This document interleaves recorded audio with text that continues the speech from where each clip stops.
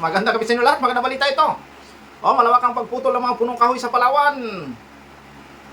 Kaso, laban sa DNR personnel, isinampa. Ayun, magandang balita mga boss. Ito na, mukhang malapit na natin makamit ang justisya sa ating kalikasan. Talagang, at least, dahil sa ginagawa natin mga boss, nalalaman na ngayon ng ibang mga ahensya na talagang hudas itong ahensya ng DNR na ito, itong mga DNR dito sa Palawan, ang mga personnel nito, may mga hudas talaga at may mga kapabayaan, tingnan mo ito, kakasuhan, sana kasuhan, yung personnel ng DNR dito sa Palawan na nagpapabaya upang makalbo ang ating kabundukan dito sa Palawan. Ito na, sana nga, sana makasuhan talaga at maimbestigahan itong mga personnel ng DNR dito sa Palawan kung bakit nangyayari ito dito sa ating kabundukan kalikasan, particularly na dito sa Brooks Point, Palawan at sa iba pang bahagi ng Palawan.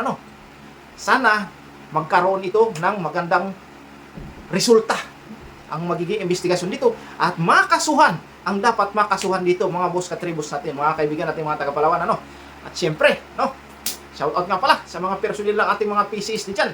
Sana pati itong mga PCSD na ito ay maimbestigahan din, maungkat kung bakit mga mahihirap lang na mga taga-Palawan yung kanilang laging nahuhuli, samantalang yung mga malalaking iligalista wala silang na-report na may nahuli sila, Kaya mga kaibigan kong Palawinyos, mga katribos, sa darating na 2028, mga boss katribos, wag nating suportahan yung mga politiko na yan na pro-mining, Huwag na nating suportahan yan. Tanggapin nyo kung magkano ibigay sa inyo kasi magbibigay talaga yan.